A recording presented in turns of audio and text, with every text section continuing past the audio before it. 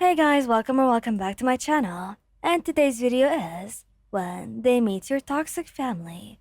Please don't forget to subscribe, like, and share. And let's get going.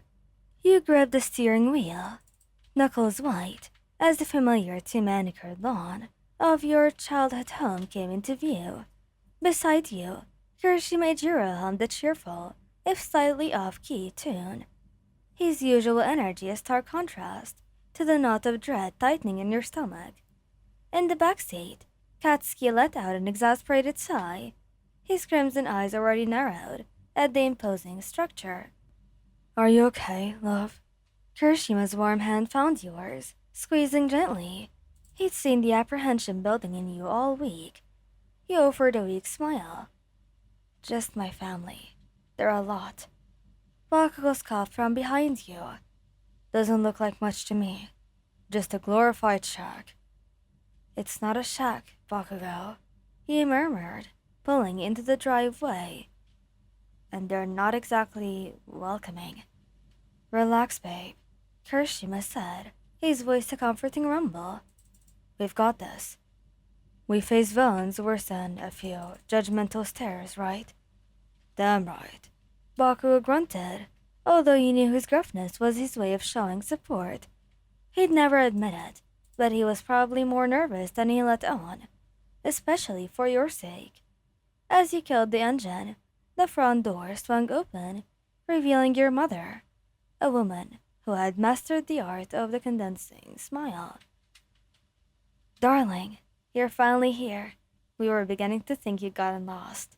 Her gaze flickered over Kirishima's spiky red hair, then lingered a moment too long on Bakugo's scowl. Hi, Mom, you said, forcing cheer into your voice. These are Katsuki and Ejiro. Yes. The boyfriends, she said, making the words sound like a foreign disease. Do come in. Dinner's almost ready. Your aunt and uncle are here too. The air inside was thick with the scent of roasted something, an unspoken judgment. With her pursed lips, and Uncle, whose default expression was one of mild disapproval, were already seated in the living room. So, these are the new additions.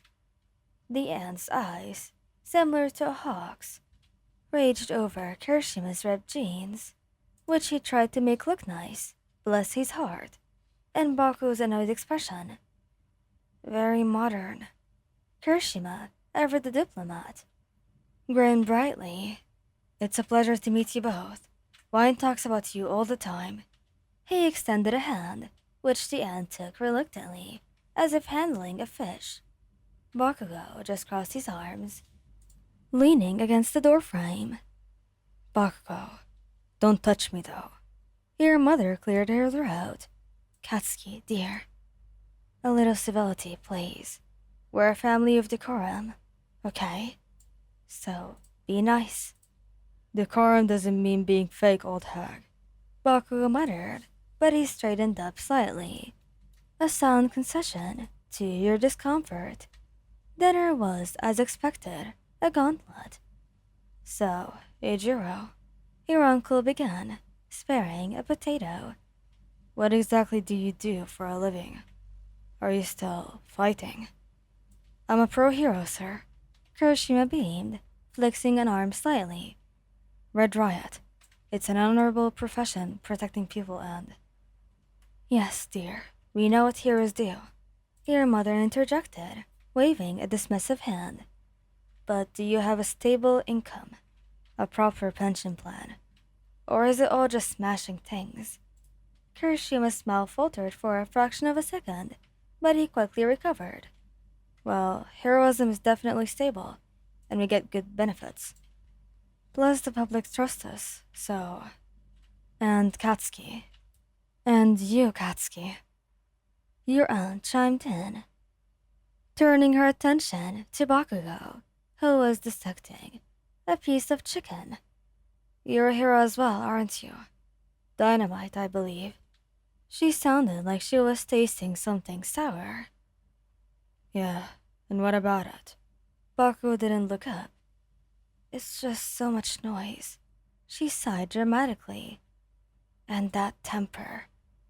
Is that truly appropriate for someone Ryan chooses to be with? We always envision someone calmer. He felt a flush creep up your neck. Aunt, Katsuki's an incredible hero, and he's a damn good man too. Kirishima cut in, his voice firm, but still polite. Baku's got a big heart, even if he doesn't always show it the other ways expect. He's saved countless lives. Bakugo actually looked up, meeting Kirishima's gaze.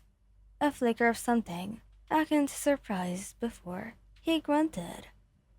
Shut up, shitty hair. Don't try to flatter me. But he saw the slight softening around his jaw. Right, your mother said. Well, moving on. Why, darling, we were so hoping that you'd found a nice, stable, singular partner by now. This arrangement, it's so unconventional. What will people say? What people say isn't our concern, Mom. Katsuki and Ejiro are the best people that ever happened to me. We're happy, and that's all that matters. Bakugo slammed his fork down, making everyone jump.